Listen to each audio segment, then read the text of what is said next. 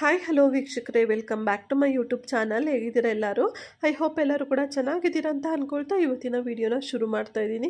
ಇವತ್ತಿನ ವಿಡಿಯೋ ತಮಗೇನಾದ್ರು ಸ್ವಲ್ಪ ಆದರೂ ಯೂಸ್ಫುಲ್ ಅಂತ ಅನಿಸಿದರೆ ಪ್ಲೀಸ್ ವಿಡಿಯೋಗೆ ಒಂದು ಲೈಕ್ ಮಾಡಿ, ಹಾಗೆ ತಪ್ಪದೇ ಚಾನಲ್ನ ಸಬ್ಸ್ಕ್ರೈಬ್ ಮಾಡಿಕೊಂಡು ಸಪೋರ್ಟ್ ಮಾಡಿ ಸ್ನೇಹಿತರೆ. ಬನ್ನಿ ಹಾಗಾದರೆ ಇವತ್ತಿನ ಈ ಒಂದು ವಿಡಿಯೋನ ಶುರು ಮಾಡೋಣ. ಸ್ನೇಹಿತರೆ, ಹಣ್ಣು ಅಂತಂದರೆ ಯಾರಿಗೆ ತಾನೇ ಇಷ್ಟ ಇರಲ್ಲ ಹೇಳಿ? ಎಲ್ರಿಗೂ ಕೂಡ ಇಷ್ಟ ಇರುತ್ತಲ್ವಾ? ಸೊ ಯಾವುದೋ ಒಂದು ಪರ್ಟಿಕ್ಯುಲರ್ ಒಂದು ಫ್ರೂಟ್ ಇಷ್ಟ ಇರಲ್ಲ, ಕೆಲವೊಮ್ಮೆ ಅಂತ ಹೇಳೋದನ್ನು ಬಿಟ್ಟರೆ ಬೇರೆ ಟೈಮಲ್ಲಿ ಫ್ರೂಟ್ಸ್ ಅನ್ನೋದಂತೂ ತುಂಬಾ ಇಷ್ಟ ಆಗ್ತಾ ಇರುತ್ತೆ. ಹಾಗೆ ಅದು ಹೆಲ್ತ್ಗೆ ತುಂಬಾ ಒಳ್ಳೆಯದು ಕೂಡ. ಆದರೆ ಕೆಲವೊಬ್ಬೊಬ್ಬರು ಹೇಳೋ ಪ್ರಕಾರ ಫ್ರೂಟ್ಸನ್ನು ಆ ಟೈಮಲ್ಲಿ ತಿನ್ನಬೇಕು, ಈ ಟೈಮಲ್ಲಿ ತಿನ್ನಬೇಕು ಅಂತ ಹೇಳ್ತಾ ಇರ್ತಾರೆ. ಸೊ ಹಾಗಾಗಿ ಇವತ್ತಿನ ವಿಡಿಯೋದಲ್ಲಿ ನಾನು ಫ್ರೂಟ್ಸ್ನ ಯಾವಾಗ ತಿನ್ನಬೇಕು, ಊಟಕ್ಕೆ ಮುಂಚೆನ ಅಥವಾ ಊಟ ಆದಮೇಲೆ ಯಾವುದು ಬೆಸ್ಟ್ ಟೈಮ್ ಇರುತ್ತೆ ನಮ್ಮ ಹೆಲ್ತ್ ವೈಸ್ ನೋಡ್ಕೊಳ್ಳೋದಾದರೆ ಅಂತ ಹೇಳಿ ಇವತ್ತಿನ ವಿಡಿಯೋದಲ್ಲಿ ತಿಳಿಸ್ಕೊಡ್ತಾ ಇದ್ದೀನಿ.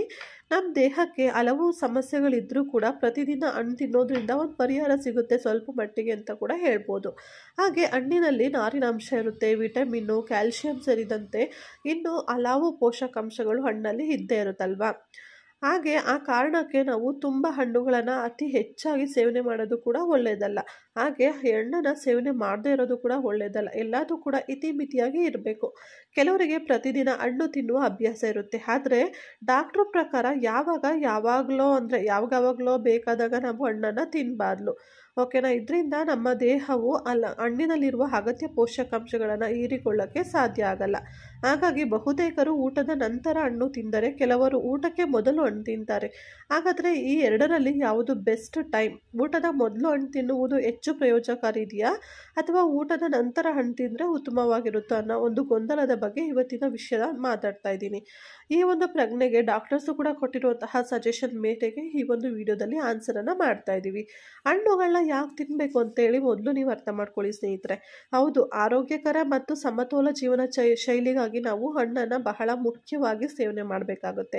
ಹಣ್ಣಿನಲ್ಲಿ ಕ್ಯಾಲೋರಿ ಕಡಿಮೆ ಇದ್ದು ಇದರಲ್ಲಿರುವ ನಾರಿನಾಂಶ ದೇಹದ ಕೊಬ್ಬನ್ನು ಕರಗಿಸುತ್ತೆ. ಇದರಲ್ಲಿ ಆಂಟಿ ಆಕ್ಸಿಡೆಂಟ್ ಅಂಶ ಕೂಡ ಸಮೃದ್ಧಿಯಾಗಿರುತ್ತೆ. ಹಾಗೆ ಆಂಟಿ ಆಕ್ಸಿಡೆಂಟ್ ಅಂಶವು ದೇಹದಲ್ಲಿ ರೋಗ ನಿರೋಧಕ ಶಕ್ತಿಯನ್ನು ಹೆಚ್ಚಿಸುತ್ತೆ. ಇದರೊಂದಿಗೆ ಹಲವಾರು ಪೋಷಕಾಂಶಗಳು ಹಣ್ಣಿನಲ್ಲಿ ಇರುವ ಕಾರಣ ದೇಹಕ್ಕೆ ಅಗತ್ಯ ಶಕ್ತಿಯನ್ನು ಕೂಡ ಒದಗಿಸುತ್ತೆ. ಇದು ನಮ್ಮ ಒಟ್ಟಾರೆ ಆರೋಗ್ಯವನ್ನು ಸುಧಾರಿಸೋಕೆ ತುಂಬಾ ಸಹಾಯ ಅಂತಲೇ ಹೇಳ್ಬೋದು. ಇನ್ನು ಸೇಬು, ದಾಳಿಂಬೆ, ಬಾಳೆಹಣ್ಣು, ಬೆರಿಗಳು, ಕಿತ್ತಳೆಯಂತಹ ಸಿಟ್ರಸ್ ಅಂಶ ಇರುವ ಹಣ್ಣುಗಳನ್ನು ನಾವು ಪ್ರತಿದಿನ ಹೆಚ್ಚು ಸೇವಿಸಬೇಕಾಗುತ್ತೆ. ಆರೋಗ್ಯಕರ ತೂಕಕ್ಕಾಗಿ ಕೂಡ ಹಣ್ಣನ್ನು ತಿನ್ನುವುದು ತುಂಬಾ ಮುಖ್ಯ.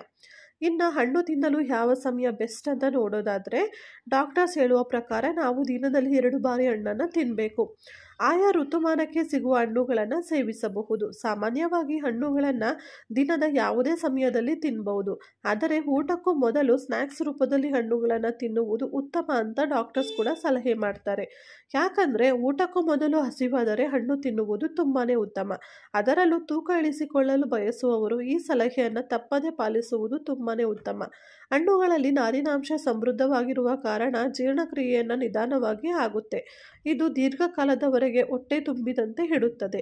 ಇದರಿಂದ ಊಟದ ಸಮಯದಲ್ಲಿ ನಾವು ಹೆಚ್ಚು ಕ್ಯಾಲೋರಿ ಸೇವನೆಯನ್ನು ತಡೆಯಬಹುದು. ಊಟಕ್ಕೂ ಮೊದಲು ಹಣ್ಣುಗಳನ್ನು ಸೇವಿಸೋದ್ರಿಂದ ಪೋಷಕಾಂಶಗಳನ್ನು ಚೆನ್ನಾಗಿ ಹೀರಿಕೊಳ್ಳಲು ಸಾಧ್ಯವಾಗುತ್ತೆ.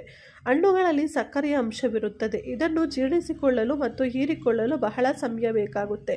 ಆದ್ದರಿಂದ ಊಟದ ನಂತರ ಹಣ್ಣುಗಳನ್ನು ಸೇವಿಸುವುದಕ್ಕೆ ಹೋಲಿಸಿದರೆ ಊಟಕ್ಕೆ ಮೊದಲು ಸೇವಿಸುವುದರಿಂದ ಪೋಷಕಾಂಶಗಳು ಹೆಚ್ಚು ಪ್ರಮಾಣದಲ್ಲಿ ದೇಹವನ್ನು ಸೇರುತ್ತೆ ಮತ್ತು ಇದು ಉತ್ತಮವಾಗಿ ನಿಮಗೆ ಜೀರ್ಣಕ್ರಿಯೆ ಆಗೋಕ್ಕೂ ಕೂಡ ಸಹಾಯ ಮಾಡುತ್ತೆ ಅಂತಲೇ ಹೇಳ್ಬೋದು ಸ್ನೇಹಿತರೆ. ಸೊ ಇದು ನಮ್ಮ ವಿಡಿಯೋದಲ್ಲಿ ಹೇಳಿರೋದು ನಮ್ಮ ಒಂದು ಅಭಿಪ್ರಾಯ, ಹಾಗೆ ಕೊಟ್ಟಿರುವಂತಹ ಕೆಲವೊಂದು ಸಲಹೆ ಮೇರೆಗೆ. ಹಾಗೆ ನಿಮ್ಮ ಒಂದು ಸಜೆಷನ್ಸ್ ಏನಿರುತ್ತೆ, ನಿಮ್ಮ ಒಂದು ಡಾಕ್ಟರ್ಸ್ ನಿಮಗೆ ಯಾವ ರೀತಿ ಸಜೆಸ್ಟ್ ಮಾಡಿರ್ತಾರೆ ಅದ್ರ ಪ್ರಕಾರ ಕೂಡ ನೀವು ಫಾಲೋ ಮಾಡ್ಬೋದು. ಹಾಗೆ ನಿಮಗೆ ಇದ್ರ ಬಗ್ಗೆ ಏನು ಐಡಿಯಾ ಇದೆ ಅದನ್ನು ನೀವು ಕಮೆಂಟ್ ಸೆಕ್ಷನಲ್ಲಿ ಕೂಡ ಶೇರ್ ಮಾಡ್ಬೋದು ಸ್ನೇಹಿತರೆ. So thank you for watching. I hope ಇವತ್ತಿನ ವಿಡಿಯೋ ತಮ್ಮೆಲ್ಲರಿಗೂ ಇಷ್ಟ ಆಗಿರ್ಬೋದು ಅಂತ ಅಂದ್ಕೊಳ್ತೀನಿ. ವಿಡಿಯೋ ಇಷ್ಟ ಆದರೆ ಪ್ಲೀಸ್ ಲೈಕ್ ಮಾಡಿ, ಶೇರ್ ಮಾಡಿ, ಕಮೆಂಟ್ ಮಾಡಿ, ಹಾಗೆ ತಪ್ಪದೆ ಚಾನಲ್ನ ಸಬ್ಸ್ಕ್ರೈಬ್ ಮಾಡ್ಕೊಳ್ಳಿ ಸ್ನೇಹಿತರೆ. ನನಗೆ ವಾಯ್ಸು ಸ್ವಲ್ಪ ಡಿಸ್ಟರ್ಬ್ ಇದೆ, ಬಿಕಾಸ್ ಕೋಲ್ಡ್ ಆಗಿದೆ, ಸ್ವಲ್ಪ ಹುಷಾರಿಲ್ಲ. ಹಾಗಾಗಿ ನಿಮಗೆ ನಾನು ಸ್ವಲ್ಪ ಡಿಸ್ಟರ್ಬೆನ್ಸ್ ಆಗಿದ್ದರೆ ಐ ಆಮ್ ಸೋ ಸಾರಿ. ಓಕೆನಾ? So thank you for watching.